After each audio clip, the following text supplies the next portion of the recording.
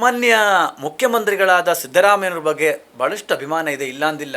ಅವರೂ ಕೂಡ ದೇಶದ ಒಂದು ಹಿಂದುಳಿದ ವರ್ಗದ ನಾಯಕ.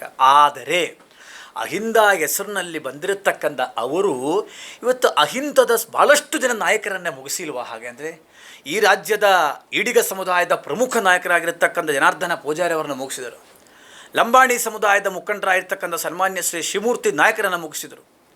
ನೇಕಾರ ಸಮುದಾಯದ ಮುಖಂಡರಾಗಿರ್ತಕ್ಕಂಥ KC ಕೊಂಡಯ್ಯನವರನ್ನ ಮುಗಿಸಿದರು. ಅಂತ ಎಷ್ಟಷ್ಟು ನಾಯಕರುಗಳನ್ನ ಮುಗಿಸಿದಿರಿ. HG ರಾಮುಲು ಅವ್ರನ್ನ ಮುಗಿಸಿದಿರಿ. ಮಾಲಿಕೆಯ ಗುತ್ತಿದಾರನ ಹೊರಗಡೆ ದಬ್ಬಿದಿರಿ. ಅಂದ ನೂರಾರು ಜನನೇ ಏನಂದರೆ ಸಿದ್ದರಾಮಯ್ಯನವರು JDS ಪಕ್ಷದಿಂದ ಕಾಂಗ್ರೆಸ್ ಪಕ್ಷಕ್ಕೆ ಬರುವ ಸಂದರ್ಭದವರು ಗೊತ್ತಿತ್ತು ಇಲ್ಲಿ ಯಾರ್ಯಾರು ಪ್ರಬಲರಿದ್ದಾರೆ, ಅವ್ರನ್ನೆಲ್ಲ ಸೈಡ್ಲೈನ್ ಮಾಡಿಕೊಂಡು ಬಂದರು.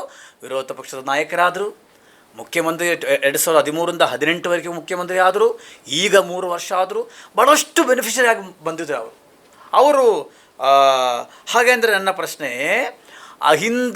ಹಿಂದುಳಿದ ಅಲ್ಪಸಂಖ್ಯ ಪರಿಶಿಷ್ಟ ಜಾತಿ ಸಮುದಾಯಗಳಿಗೆ 2013ರಿಂದ 2018ವರೆಗೂ ಈಗ 3 ವರ್ಷ ಏನೇನು ಕೊಟ್ಟಿದೆಯಂತಕ್ಕಂಥದ್ದು ಒಂದು ಏನು ಮಾಡಿ ಶ್ವೇತಪತ್ರವನ್ನು ಹೊರಡಿಸಿ.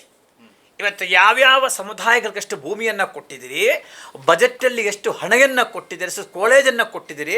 ಮುಸ್ಲಿಂ ಸಮುದಾಯದ ತನ್ವೀರ್ ಸೇಠು, UT ಖಾದರು ಹಾಗೂ ಜಮೀರ್ ಅಹಮದ್ 4 ಜನರನ್ನು ಬೆಳೆಸಿಬಿಟ್ರೆ ಇಡೀ ಮುಸ್ಲಿಂ ಸಮುದಾಯನ ಬೆಳೆಸಿದಂಗಿಲ್ಲ. ಮಾತೆತ್ತಿದ್ರೆ ಅವ್ರದ್ದು ಹೇಳ್ತೀರಿ, ಆದರೆ ಅವ್ರಿಗೇನು ಕೊಟ್ಟಿದ್ದೀರಿ ಹೇಳಿ?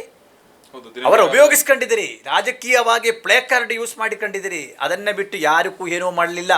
ಇವತ್ತು ಬಲಗೈ ಮತ್ತು ಎಡಗೈ ರಾಜ್ಯದಲ್ಲಿ ಏನಾಗ್ತಾ ಇದೆ ಅವರ ಮಧ್ಯದಲ್ಲಿ ತಂದಿಟ್ಟು ಬಿಟ್ಟಿದ್ದಾರಲ್ಲ. ಮಾನ್ಯ ಮುಖ್ಯಮಂತ್ರಿಗಳ ವಿರುದ್ಧ ಹೋರಾಟ ಮಾಡ್ತಾ ಇದ್ದಾರಲ್ಲ.